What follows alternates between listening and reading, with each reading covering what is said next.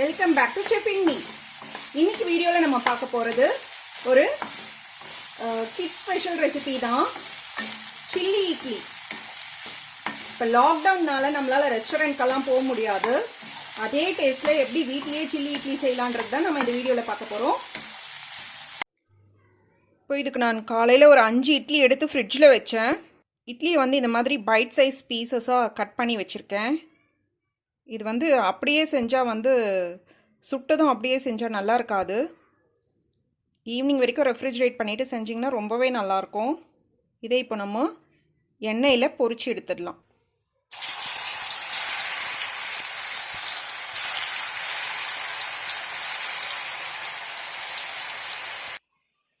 இந்த மாதிரி கோல்டன் ப்ரௌனாக பொரிச்சு எடுத்துக்கலாம். இப்போ நான் இந்த கடாயில் ஒரு 2 டேபிள் ஸ்பூன் அளவுக்கு நல்லெண்ணெய் ஊற்றிருக்கேன். இதில் 1 டீஸ்பூன் சர்க்கரை போட்டுக்கிறேன். சர்க்கரை கொஞ்சம் கரைஞ்சி மேலே எழும்பி வரட்டும். இப்போ இதில் நான் ஒரு 6 பல்லு பூண்டை நல்லா பொடியாக நறுக்கி வச்சுருக்கேன். 2 பச்சை மிளகாவை கீறி வச்சுருக்கேன். ஒரு 1 இன்ச் அளவுக்கு இஞ்சியை பொடியாக நறுக்கியிருக்கேன். இது 3ஐயும் சேர்த்து நல்லா வதக்கிக்கலாம். இது நல்லா வதங்கினதும் இதில் ஒரு பெரிய வெங்காயத்தை க்யூப்ஸ் பண்ணி வச்சுருக்கேன். இதை சேர்த்து ஒரு 2 நிமிஷம் நல்லா கொஞ்சம் ஹை ஃப்ளேமில் வதக்கிடலாம். இது அவசியம் இல்லை, கொஞ்சம் க்ரன்ச்சியாக இருக்கணும். அதனால ஒரு 2 நிமிஷம் வதக்கினா போதும். இப்போ இதில் ஒரு சின்ன கேப்சிகம்மை பொடியாக நறுக்கியிருக்கேன், அதையும் சேர்த்து வதக்கிக்கிறேன். இப்போ இதில் தேவையான அளவு உப்பு சேர்த்துக்கலாம். இட்லியில் ஏற்கனவே உப்பு இருக்கும், அதனால கொஞ்சமாக சேர்த்தா போகிறோம். இப்போ நான் இதில் ஒரு 1/2 டீஸ்பூன் அளவுக்கு சோயா சாஸ் சேர்த்துக்கிறேன். ஒரு 2 டேபிள் ஸ்பூன் அளவுக்கு டொமேட்டோ சாஸ், 1 டீஸ்பூன் அளவுக்கு red chilli sauce. Red chilli sauce இல்லைன்னா நீங்கள் வெறும் மிளகாத்தூள் கூட சேர்த்துக்கலாம்.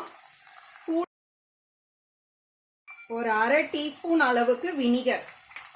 ரெஸ்டாரண்ட் டேஸ்ட் வரணும் அப்படின்னா நீங்கள் இது எல்லாமே சேர்க்கணும். இதில் ஏதாவது இல்லைனாலும் பரவாயில்ல, ஸ்கிப் பண்ணிடுங்க. இப்போ எல்லாம் நல்லா மிக்ஸ் ஆயிடுச்சு. நாம் இதில் ஃப்ரை பண்ணி வச்ச இட்லிஸை சேர்த்துக்கலாம். சேர்த்து நல்லா கலந்து விட்டுக்கலாம். இது குழந்தைக்குன்றதுனால நான் இட்லி ஃப்ரை பண்ணேன். நீங்கள் வெயிட் கான்ஷியஸாக இருந்தீங்கன்னா சும்மா ஷாலோ ஃப்ரை பண்ணாலோ இல்லை அவனில் பேக் பண்ணால் கூட பரவாயில்ல. இப்போ நம்ம டீப் ஃப்ரை பண்ணதுனால இது கொஞ்சம் கிறிஸ்பியாக இருக்கும். அதனால ஒரு 2 டேபிள் ஸ்பூன் அளவு மட்டும் நான் தண்ணி ஊற்றிக்கிறேன் இதில். அப்போ தான் கொஞ்சம் ஜூஸியாக ஆகும். அது ஒரு 2 நிமிஷம் நல்லா இதை கலந்து விட்டுக்கலாம்.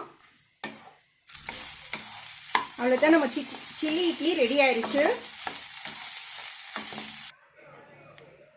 நான் ஸ்ப்ரிங் ஆனியன் கிடைக்காததுனால கார்னிஷிங்க்கு கொத்தமல்லி போட்டிருக்கேன். அவ்வளோதான் ஃப்ரெண்ட்ஸ், நம்மளோட ரெஸ்டாரண்ட் ஸ்டைல் சில்லி இட்லி ஸ்பைஸியாக டேஸ்டியாக ரெடி. கண்டிப்பாக அதை செஞ்சு பாருங்கள் ஃப்ரெண்ட்ஸ். பிடிச்சிருந்தா ஷேர் பண்ணுங்கள். செஃப் இன் மீக்கு சப்ஸ்கிரைப் பண்ணுங்கள். தேங்க்யூ ஃபார் வாட்சிங்.